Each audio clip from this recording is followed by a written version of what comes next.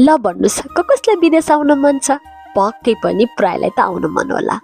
झन् यहाँ आउनुभएको साथीहरूले नाचेको गाएको घुमेको पिक्चरहरू हालिदिनु भएको हुन्छ है, ठुल्ठुलो बिल्डिङहरू हालिदिनु भएको हुन्छ होइन, बिचको फोटाहरू खनखनी पैसा गनेको हालिदिनु भएको हुन्छ। त्यसपछि त झन् आजै जाउँ कि भोलि नै जाउँ कि उडेर जाउँ कि गुडेर जाउँ कि यस्तै हुन्छ होला है हजुरहरूलाई। तर योभन्दा पछाडिका तीता सत्य केही कुराहरू म यहाँहरू माझमा राख्छु है, अनि बल्ल डिसाइड गर्नुहोस् है विदेश आउने कि नआउने भनेर है त।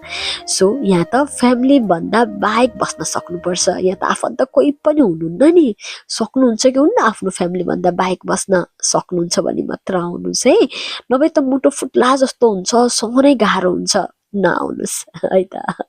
अनि त्यसपछि पैसा बचाउने बानी छ कि छैन? यत्तिकै खर्च गर्ने होइन, लैलैमा लाग्ने, तास खेल्ने है, चुरोट खाने, रक्सी खाने, त्यसपछि केटाले केटी घुमाउने, केटीले केटा घुमाउने बानी छ भने नआउनुहोस् है, नेपालमै बस्नुहोस्। यहाँ त कति दुःखले पैसा कमाउनु पर्छ होइन, अनि यत्तिकै खर्च गर्नुहुन्छ भने किन आउनु त होइन त। अर्को कुरा गर्छु, हजुरहरू अरूको कन्ट्रोलमा बस्न सक्नुहुन्छ कि हुँदैन? यहाँ त अरूको कन्ट्रोलमा काम गर्न सक्नुपर्छ, अरूको कुरा सुन्नुपर्छ। कति धेरै गाली खाइन्छ, कति हेपेर बोल्छन् होइन, नराम्रो वचनहरू लगाउँछन् है, पेल्छन्, यो सबै सहन सक्नुहुन्छ कि हुँदैन?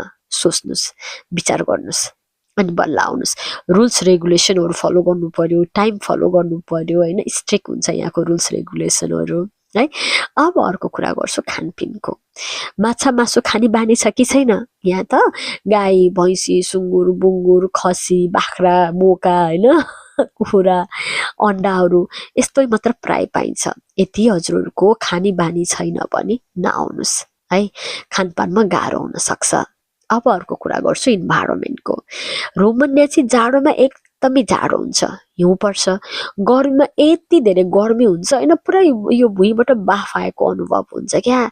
सो भित्रको काम पनि पढ्न सक्छ, बाहिरको काम पनि पढ्न सक्छ। हजुरहरूलाई विचार गर्नुहोस्, हजुरहरूलाई चिसो लाग्छ या एलर्जी हुन्छ होइन, केही रोग छ भने नआउनुहोस् प्लिज है, अरूको लैलैमा नलाग्नुहोस्। राम्रो छ अरे विदेश म नि जान्छु भनेर यत्तिकै हाउडे तालमा नआउनुहोस्, विदेश गाह्रो छ।